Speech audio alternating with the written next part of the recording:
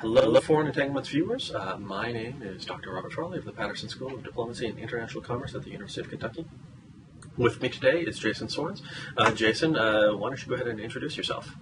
Sure. I'm an assistant professor of political science at the University of Buffalo, and I also blog at Pileus, pileusblog.com.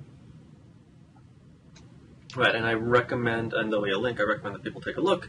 It is a, I guess the way I would think about it, it is a very diverse and multifaceted libertarian vision of political theory and public policy, right? I mean, it's not one issue, there's a whole variety of issues, and but obviously that takes a distinctly libertarian understanding of the world, and then applies that understanding to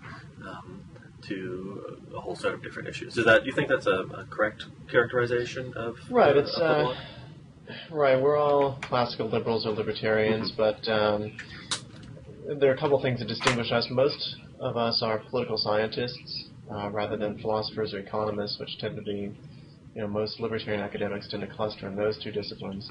And in addition, we have a bit more of a, I would say, we tend to see libertarianism not as a complete moral order, so to speak, and so we tend to have fairly diverse views about other values that society ought to promote. So, for instance, I have some environmentalist stuff that I periodically put up there, and Grover Cleveland's more of a virtue libertarian. So we're not these sort of thin libertarians who think that all you need to do is leave people alone, and that's that. Right. Well, appropriately enough, today's conversation, we are not going to talk about the debate that happened last night because, frankly, both of us find it dreadfully uninteresting, such debates. But we are going to talk about some of the implications of a libertarian, or of libertarian approaches to foreign policy, which is, I think, the fairest way to phrase it. And we're going to talk about applications of those approaches to foreign policy to certain particular issues. I want to start out, and the reason this subject is interesting in the last couple of weeks, and I think there's already been a blogging heads between Michael Cohen and Conor Friedersdorf, is that Conor, who was arguing from one of the libertarian perspectives, wrote an essay which was really, effectively what he was trying to do was convince liberals and left liberals that voting for the Obama administration is essentially, or voting for President Obama is inappropriate given their liberal commitments, right? And this is particularly the case with regards to his disappointment and the disappointment of many liberals with the civil liberties record of the Obama administration, but also with the foreign policy, the essentially, effectively, the war and security policy aspects. And he talked about drone strikes in particular quite a bit. So I guess I'm curious your thoughts both on the essay itself, but also in sort of the larger theoretical issues that it evokes behind a libertarian worldview, a libertarian view of foreign policy. Yeah, so Friedersdorf belongs to a particular camp of libertarian foreign policy thought, which is, you might call it the moralistic camp, and I would place myself more in that camp myself. There are two other camps, a realist camp, and then more of a kind of almost neoconservative or Randian camp. So the moralistic camp tends to view foreign policy in terms of natural rights and the moral obligations of governments to respect the freedoms and lives of people. And so they would critique, as Friedersdorf does, governments that kill innocents or that torture or violate civil liberties, things like that. There's also, I think, a slightly different camp, although they're often allied in terms of practical policy implications, a more realist camp that would tend to say rather that we can't moralize interactions among states, that in the international anarchic order, states can and should be concerned primarily with their own security interests. And so as a practical policy matter, realists and moralists both tend to be relatively non-interventionists. They both joined hands in opposing the Iraq War and things like that. But there's nevertheless a real fundamental philosophical difference between the two, in that realists are less likely to resort to moral arguments. They'll simply say that the U.S. is not pursuing its foreign policy and permanent security interests rationally when it goes and tries to spread democracy or nation building and things like that. And so this might be similar. This might be similar to, and I don't want to sort of characterize him in his greater worldview as libertarian, but this sounds a lot like the view that Stephen Wall tends to have, and he tends to promote on his blog. I mean, would that be accurate? That's right, and we see a lot of that type of reasoning also coming out of think tanks like the Cato Institute. It tends to be more realist, national interest type of argumentation, whereas someone like Ron Paul, for instance, who wants to apply the golden rule to foreign policy and got booed in a Republican presidential debate for that, is much more in the moralist camp. So they come up with similar policy implications, but from different starting points. Now, who are some examples of the people who would be in the third camp, the sort of the what you characterize as sort of the Randian neocon libertarian camp? I mean, people who are sort of fall clearly within a libertarian worldview, but also have a very I hate the word hawkish, but for lack of a better word, a hawkish point of view on foreign policy. Right, so Rand herself had this view that an oppressive government is not a legitimate government, and any other government may legitimately invade it and try to liberate its citizens. And so modern-day Randians, especially those of the more orthodox or maybe fundamentalist school associated with the Ayn Rand Institute, these fellows have definitely been more aggressive in terms of their foreign policy views, and even advocating preemptive strikes against Iran and things like that. So they're domestically libertarian, and in a sense they are foreign libertarians as well, but they think that libertarianism should be imposed by the U.S. military if necessary. So, tacking back to the first group we talked about, the moralistic group, I felt when I guess we'll work through some of my feelings about the essay, but I thought that Conor, in not only this essay but also in some other essays, was a bit sloppy with regards to conflating the moral good, the constitutional order, and international law, and to the extent that he was willing to often imply, if not sort of outright say, that the three were essentially co-equal, right? That things like drone strikes and strikes against al-Awlaki and so forth, or strikes against al-Awlaki in particular, that these things were condemned under international law, that these things were probably unconstitutional, and that they were in any case immoral. Right. I mean, it seems to me that it's fairly easy to be on board with one of those and not with the other two, Sure.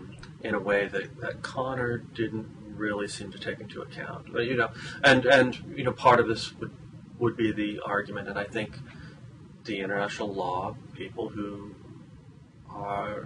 tend to back the administration's point of view on drone strikes, they tend to have a pretty good case regarding both the applicability of international law to drone campaigns, and perhaps a less compelling case, but still at least a case with regards to the specific targeting of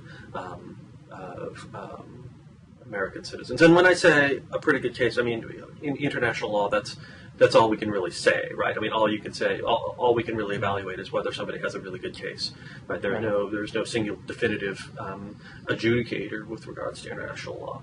So, bringing this back to the moralistic perspective, for someone like yourself, are the constitutional order and international law relevant for how you approach a question like drone strikes. So, I mean, does it matter to you how international law can be interpreted in a particular way, or how the constitutional order can be interpreted in a particular way with regards to these foreign policy actions? Yeah, I think for a lot of libertarians, those considerations would not be irrelevant. I mean, you certainly will get some libertarians who say all states are illegitimate, therefore, law itself has no moral import. But a lot of other libertarians will say even if governments are, not fully legitimate, they don't enjoy a robust consent to the governed in a particular way. A lot of them will nevertheless say that law, including international law, has value in that it establishes reliance interests and a kind of stable set of expectations that people can take into account when making decisions, and that therefore deviations from those expectations need to be justified. But I think most libertarians would say, when it comes right down to it, if respecting the law requires doing something immoral, morality would trump the law. I'm sort of interested in how progressives would also respond to that. I mean, obviously not a unified camp either, I'm sure, on these questions. But I agree that Friedersdorf's essay was definitely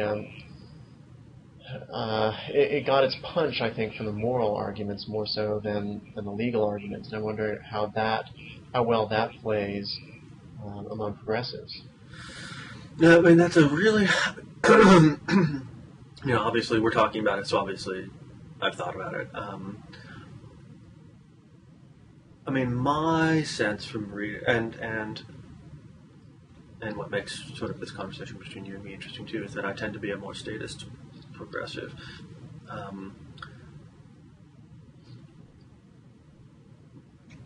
Conor called on progressives to certainly he appreciated that progressives were going to make a value trade-off here, right? That's something they didn't like and something they did like. And part of the problem from my progressive point of view was that it's very easy for Conor to make this call because Conor was not making a value trade-off, and it's very easy to ask that others make value trade-offs when you yourself don't value the other thing, the things that you're trading off.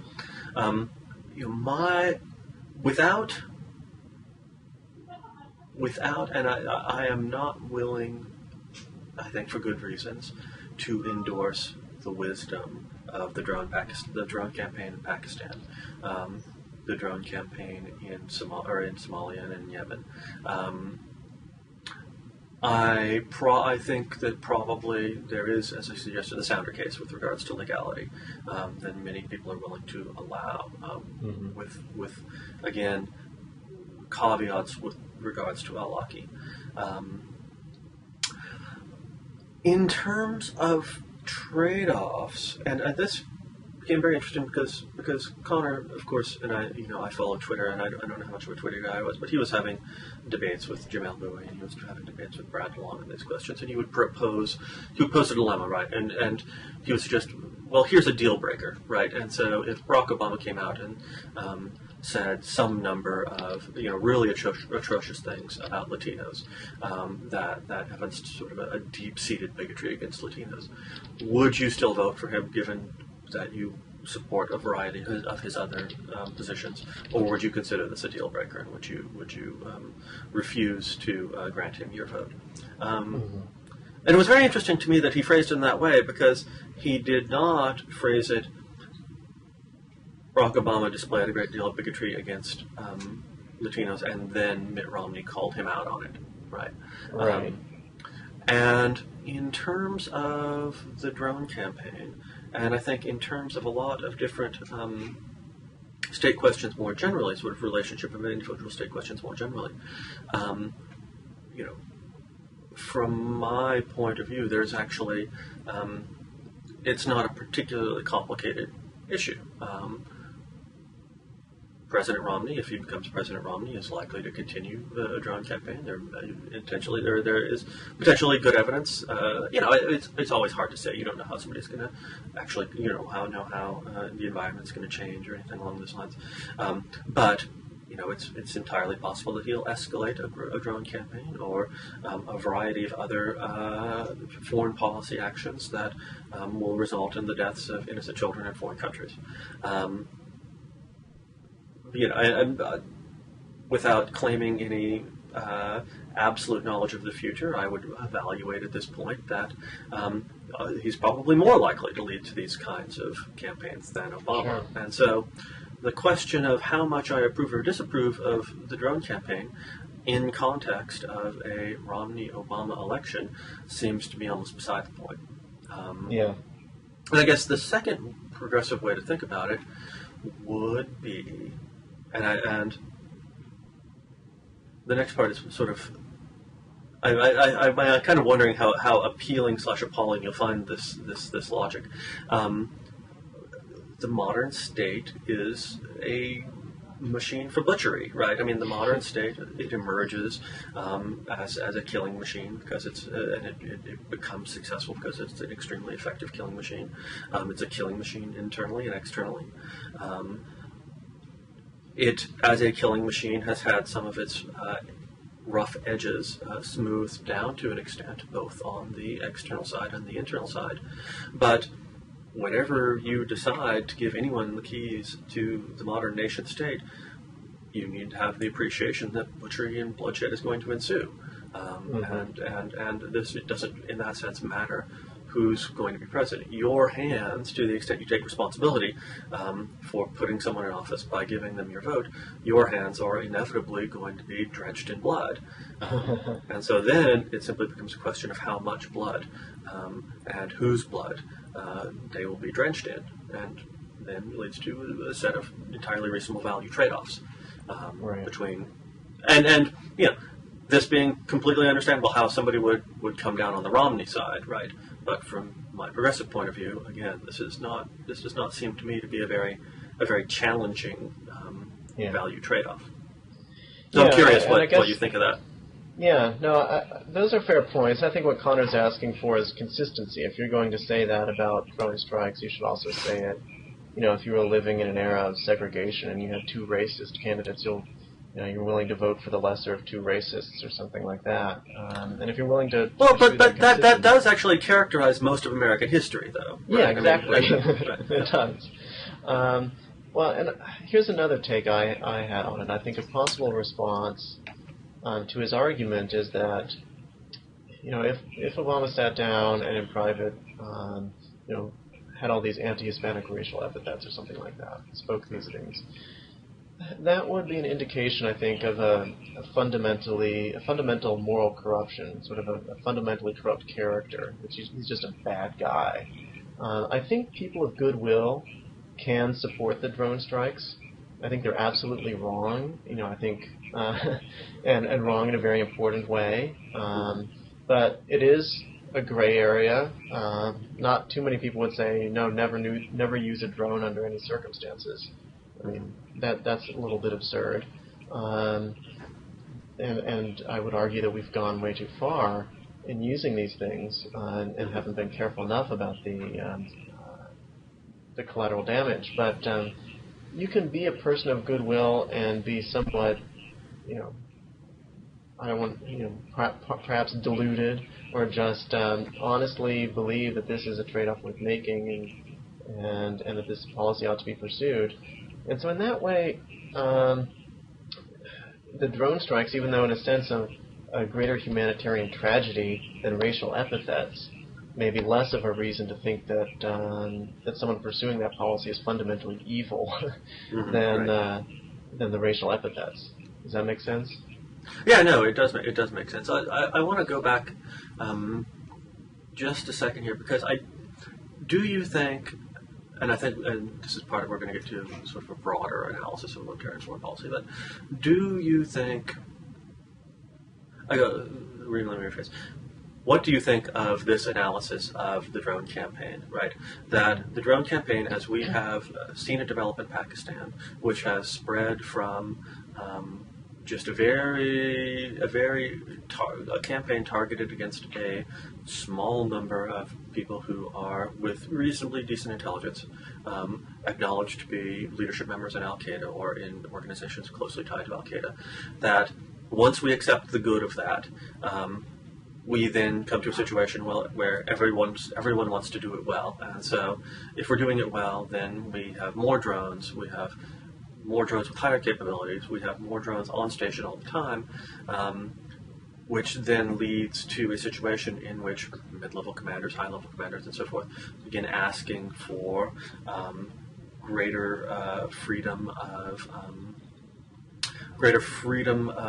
action in terms of targeting, which then leads to a situation in which we are launching drone strikes in Pakistan against extremely low-level militants who have only the most tendentious connection to Al Qaeda, but it's sort of a natural. The drone campaign, as it has expanded, especially in Pakistan, is sort of a natural statist progression for how the state deals with the problem. Yeah. It's completely understandable in terms of how bureaucracies seize turf and expand their writ and so forth. Yeah, you make that technology of control cheap and easy, and it'll get overused. I mean, tasers would be another example, right? So people say, tasers are going to be great. You know, cops are going to use them as a good alternative to lethal force. Instead, they end up using tasers to take down grandmas and anyone who asks them a question or whatever. Right? In the same way, drones, in theory, a great technology we could use to actually target more and have less civilian damage, but because they are so cheap and easy and there's no risk to American lives, and that looks bad on TV. They get overused, and it's just, in a sense, it's inevitable. But there's got to be some sort of reaction to that, some sort of policy that says, here's an acceptable level of use, and set some very bright lines about about how we go about these things. Because as you say, the intelligence in a lot of these targets is not good. We're not. They may be militants, they may not be, and so we're accepting greater and greater risk of civilian casualties. We know there are civilian casualties, and so if we think that that's a moral problem, then there needs to be some sort of policy to control their use and hedge it about tightly, and focus it on real high-value targets where there's a good certitude that these are real militants. Just ask about another one of my hobby horses. I am, as you may know, I am deeply skeptical of not just the utility of air power, but also the utility of the United States Air Force. Could you be convinced, or would you argue, or would you accept the argument, any of those three, that the problems associated with drones are a subset of the sort of broader problems associated with air power and with thinking through sort of an air-minded view of war, which I know that an air-minded view of war is actually something that, for example, Cato is quite comfortable with. But would you? I mean, I guess would you file drones? Under that same air power umbrella, that this is seen as a relatively cheap and antiseptic way of war, and consequently you have a variety of bureaucratic and political perversities that are spawned by that particular understanding? Oh, absolutely. As a moralist rather than a realist, there are more problems with bombing, right? Especially the less discriminated it is. I mean, there is certainly a lot of collateral damage and civilian casualties and infrastructure destruction that was unnecessary in something like the Yugoslav bombing during the Kosovo crisis of the late 90s. But it's cheap and easy for politicians to do that. They don't want the Mogadishu-style scenes. They don't want the guys coming home in body bags. But there's a good argument to be made that if this is a mission worth doing, go ahead and put your own forces on the line. Don't just have this push-button remote control war where the costs are all externalized onto the other, and you're not really paying any visible costs. There are hidden costs, to be sure, in terms of financial costs, but the visible costs are what galvanize the American public. Right. I mean, I think I can't remember if it was a tweet or something else, but somebody made the argument that the marginal cost of a drone strike is too low. That it's very easy just to order one more drone strike against one more suspected militant, which makes the expansion of a drone war beyond its initial objectives almost inevitable. Almost inevitable, especially in terms of a conflict, which, like the conflict between the United States and Al Qaeda, remains sort of deeply ambiguous in terms of its eventual ending. Right, so you can envision an almost endless expansion of that kind of war. Yeah. Well, and you can make a realist case against the expanded drone war that this is going to generate blowback and problems like that, but it's going to be a little bit more tenuous and second order. Certainly as as a libertarian who thinks that moral obligations don't stop at the border, I agree with Conor's assessment of the way this drone war is being conducted now. Right. Yes, so step forward, even though this particular election is one that is between two gentlemen who seem to have little, or the likely winners are two gentlemen who seem to have little interest in a libertarian visions of foreign policy. Now, there's a significant public intellectual aspect to what you do, and so obviously you feel that it's important to make a public case. I mean, do you see a future in which sort of your vision and your particular vision of foreign policy, which I share bits of and don't share other bits of, but finding its way into a more secure place in American foreign policy discourse, right? Is there a roadmap from getting where we are now, where Conor Friedersdorf talks about Gary Johnson, who's going to get 0.7% of the vote, to a future in which candidate X at some point makes what is in essence, even if it's not identified, but what is in essence a moralistic libertarian argument about foreign policy in a debate like we had last night? Yeah, I don't know, to be honest. I mean, at least a realist can say, look, we're not following our national interests, and there's going to be an inherent tendency to correct over time neoconservative excesses in Iraq and neoliberal and humanitarian interventionist excesses in Somalia or whatever tend to correct because the state has these permanent interests. I would like to believe that's true to an extent, simply because I think if realists are right that non-interventionism is in the U.S. national interest, that would, by happy coincidence, also tend to correspond more to the types of moral obligations I think the U.S. government has abroad. But I'm not persuaded of that. I think there's a natural tendency everywhere, not just in the U.S., but for politicians to appeal to nationalism, patriotism, whatever you want to call it, and often that gets bound up with an aggressive foreign policy. One of the things I did read about the debates last night, even though I didn't watch them, was that undecided voters were thrilled when Romney said he wasn't going to cut the defense budget.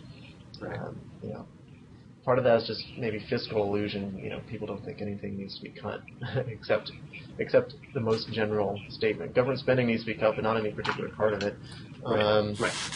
That's part of what's going on. But then there's also just this: we're divorced from the cost of our actions, and most Americans don't really, don't really think of foreign policy as a moral issue. I don't know how we get change there is going to have to be a very long run. I mean, do you have ideas? Because obviously progressives have some of the same issues.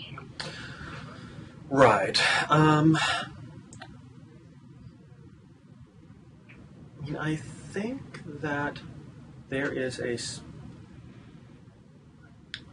has to be a space for the introduction of morality into a conversation of foreign policy, right? Because we have seen it, right? I mean, we've seen neoconservatives manage the language of morality in foreign policy very capably.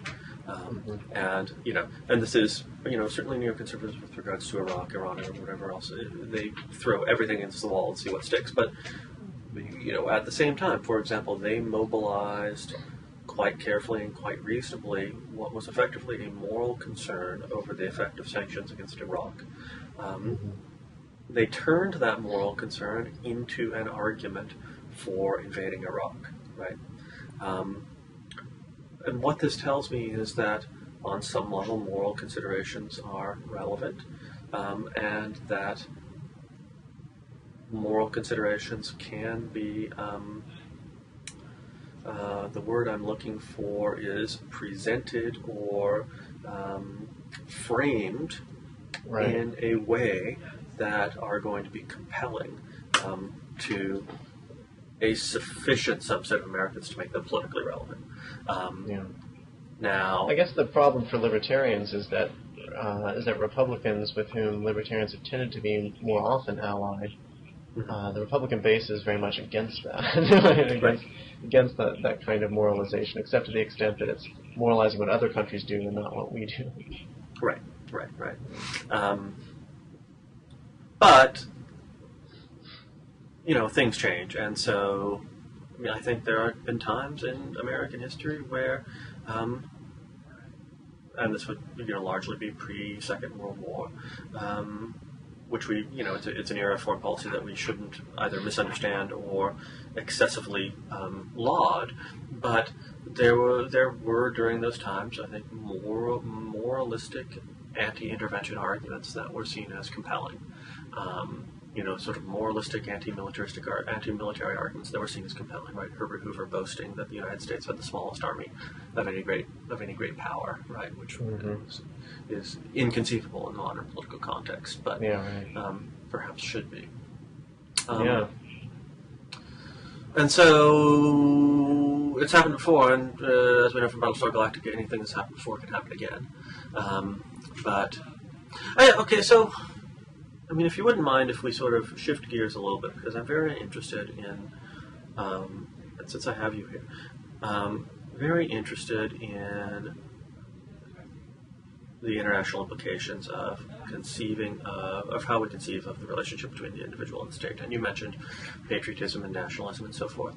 And I know you've done some work on secessionism before, about why regions secede. So the most recent secessionist discussion, we have separatist discussions that we've been seeing in the Western world, have come in Spain, where you obviously have a serious economic crisis in Spain. You have a state that has never quite been as complete as it's looked from the outside. But you appear to be having some regions that are where you're finding significant separatist sentiment. And this isn't the only part in sort of straightforward Western countries that we've seen this kind of sentiment. You see the same thing in Belgium. You see the same thing in the United Kingdom with regards to Scotland and to a lesser extent Wales. And of course Northern Ireland. You see the same thing in Canada with regards to Quebec. I guess with your political science hat on, what's going on with this? Is this nothing? Is this interesting? Is this a new development? Is this simply an artifact of really bad economic times? And with your libertarian hat on, what does it mean when people who are members of a more or less free, liberal democratic state like the United Kingdom or Canada, spend their time and treasure, and hopefully not blood, but conceivably blood, in order to try to win independence to form another state with almost exactly the same sort of governmental structure, just with another name and another national identity. So, Right. go. Yeah, well, I mean, the way to think about these secession movements is that they're all based around some kind of identity, but a separate subnational identity alone doesn't cause a secessionist movement. So in Belgium, for instance, the Flemings are interested in independence, but the Walloons are not.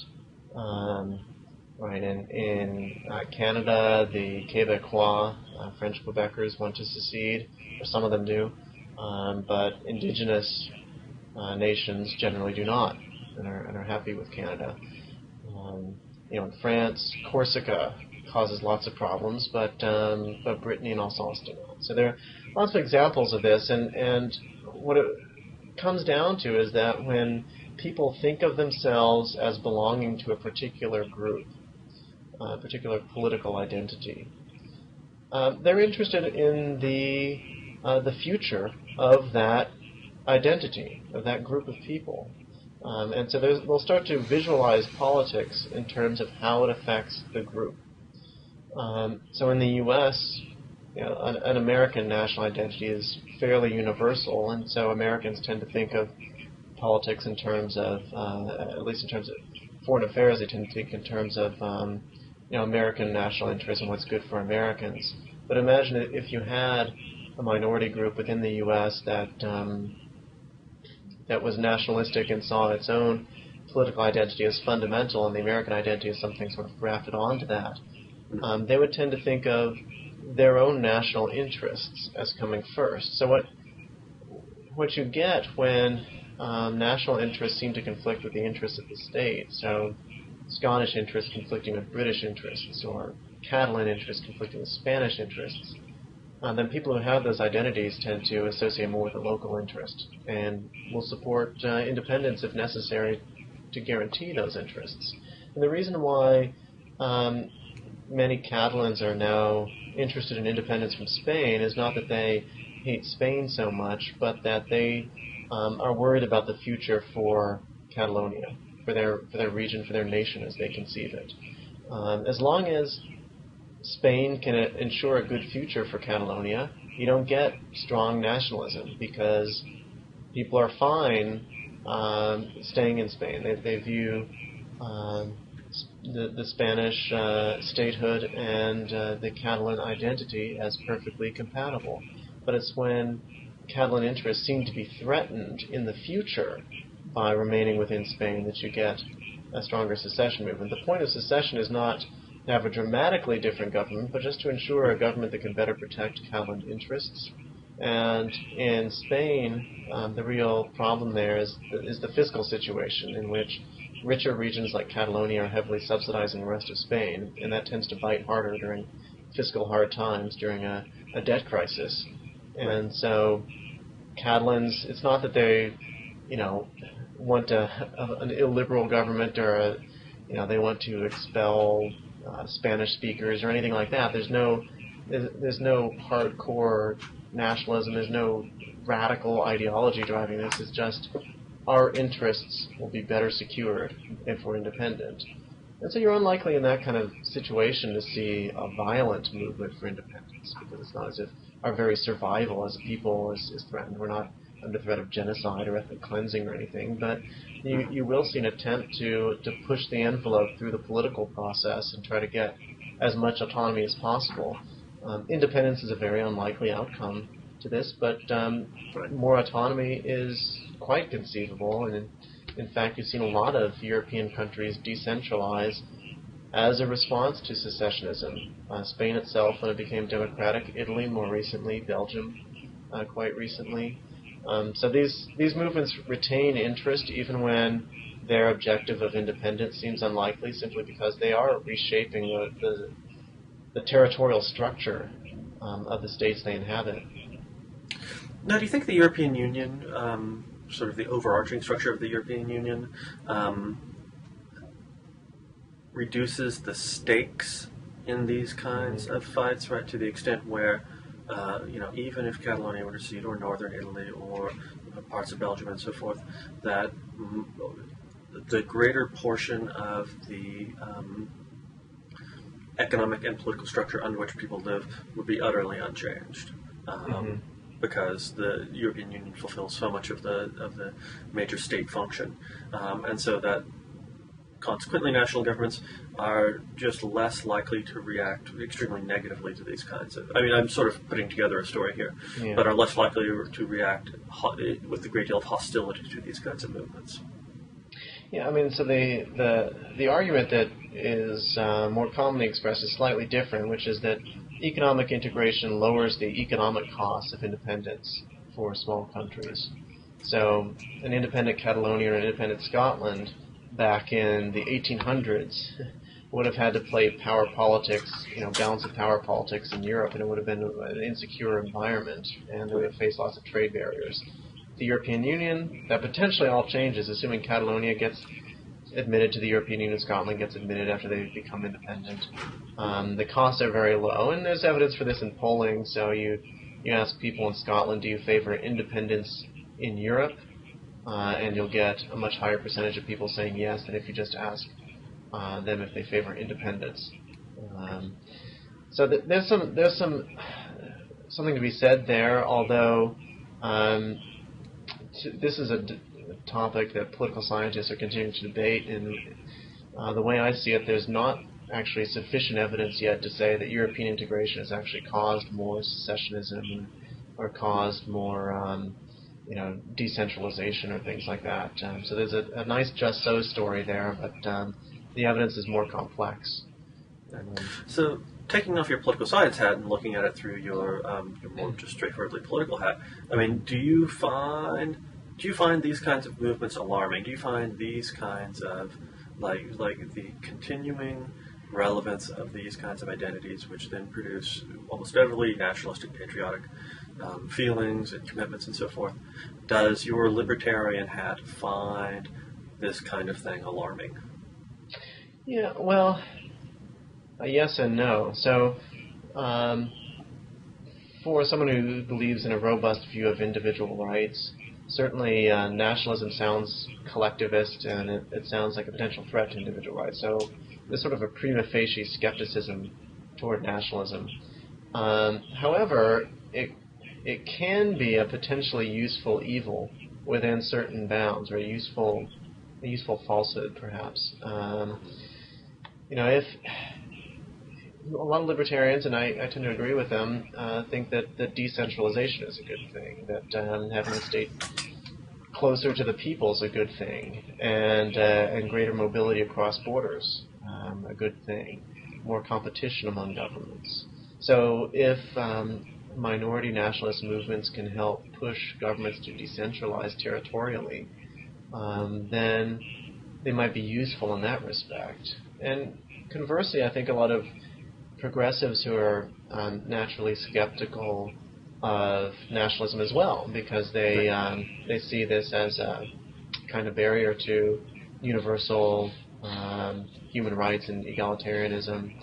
A lot of them, though, have argued that, well, you know what, it's good to have a homogeneous state, because then people feel more willing to undertake duties of social justice and things like that. Right. So in a Norway or a Sweden, a fairly small homogeneous state, you're going to have a much more generous welfare state, and that would be sort of a progressive argument, in a sense, for actual secession, actually breaking up extremely heterogeneous states where people are squabbling all the time over the political spoils and aren't able to get a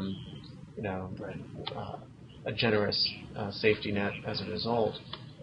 Maybe you get something closer to a progressive vision of justice with smaller, more homogeneous countries.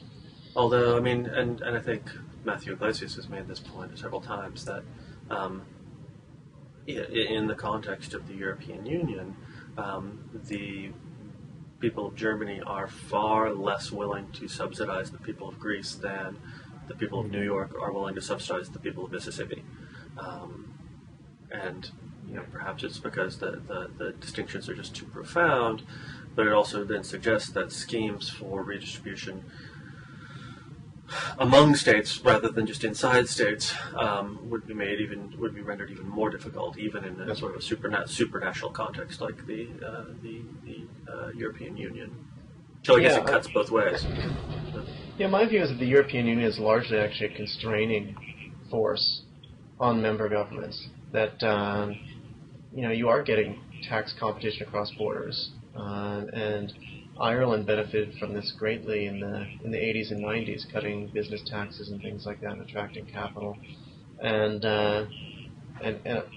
on the other hand, the level of redistribution really among member states is quite low, despite all the talk about equalization payments, and they try to make it very visible. But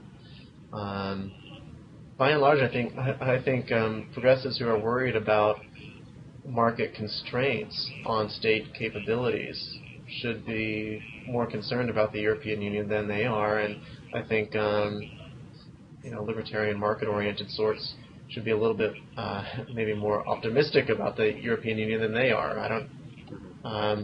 Euroscepticism seems to correlate the other way, right, where right-wingers tend to be more Eurosceptic and left-wingers more Euro-enthusiastic, but if economics is the deciding criterion, it seems to me it should go the other way. Right. That's interesting. To take it out of I think both the secession question, but I want to continue to hold on to this libertarian thread. Let's talk a little bit about what happened in Georgia last week and sort of its relationship to what happened in Georgia 4 years ago with regards to the secessionist movements in Russia, or the Georgian secessionist movements that are now kind of part of Russia, and to American foreign policy, right? Certainly in 2008, there were a number of voices that, even if I don't know if it would be best to associate with sort of the Randian element of the libertarian wing, but certainly there were very vocal arguments that the United States was to some degree responsible or obligated to support Georgia and Georgian President Saakashvili in its conflict with Russia, and in particular the effort to regain full legal and de facto control over the two secessionist regions, right? Especially South Ossetia, but presumably Abkhazia. At the time, this struck me as extremely problematic for a variety of reasons. On the one part, whatever you were going to say about South Ossetia, it seemed fairly obvious to me that the South Ossetians did not want to be part of Georgia. Right. And wanting to be part of Russia is never something I consider sensible, but the people on the ground at least seemed to think that was a good idea. And so who are we to dictate to them? And there also, to my mind, seemed to be an almost willful blindness of problems with the Saakashvili regime. And of course now there's been a political change in Georgia. So I guess I'll just sort of let you go and go ahead and give your thoughts on that. Yeah, I agree with your judgments. It's how can libertarians support crushing secessionist movements by force of arms? I don't get it. Maybe if they were going to obscenely repress the minorities within their own borders, even more so than Georgia would have been oppressing their minorities, maybe then you can make the case for doing it. I think you can make a strong libertarian case for crushing the Confederate States of America, for instance, but that's not what we're talking about here. I think there seems to be a kind of mentality that they're pro-Western, so we should support them. If they're pro-us, we should be pro-them. But pro-Western doesn't necessarily mean liberal. As we saw, Saakashvili ended up being a strong Georgian nationalist, and he ended up being pretty illiberal on civil liberties. And one of the issues this election turned on was, of course, those pretty horrific prison abuse videos that were coming out, which is just part of the sorts of things you get when you have a total crackdown on crime. There are going to be excesses like that, and and we've seen what happened. So, yeah, I don't think the U.S. had a particular dog in that fight. And from a realist point of view, it's just by ring-fencing Russia like this, you're just making them feel more threatened. Right? We're going to expand NATO to Russia's doorstep on every side. Right. You know, that's you're just asking for hostility as a kind of consequence of that. So, you know, I don't know what you think about that, but it just doesn't seem to make sense on just plain old international security grounds to be so buddy-buddy with countries like Georgia, and I might mention Ukraine, which also has kind of backslidden since its own Orange Revolution and the sort of U.S. overtures of bringing Ukraine into NATO, which of course would just even more, you know, point a dagger at the heart of Russia. Right. I mean, I would say, and on this, I think that we'd probably be in pretty close agreement that there needs to be a fuller understanding of the ways in which national security paranoia, not just in the United States but everywhere else, breeds civil liberties abuses, and that, of course, amping up the paranoia in foreign countries is, it's not exactly, maybe not a one-to-one relationship, but is extraordinarily likely to then breed abuses of civil liberties, above and beyond what would otherwise happen if sort of relatively cordial relations were maintained. And I think that there are trade-offs in that, right? And, and Russia's a good example. I mean, we have some NGOs that work in close collaboration with our intelligence agencies, but we also have a number of NGOs who seem genuinely dedicated to the protection of civil liberties in Russia that at the same time produce Russian paranoia. And so, the fact that the Russians are going to be paranoid and that they're going to violate civil liberties is not completely dispositive of any particular policy, but it certainly has to be taken seriously when we're thinking about whatever we're thinking about. Rob, unfortunately, I've got a student at my door, so I have to.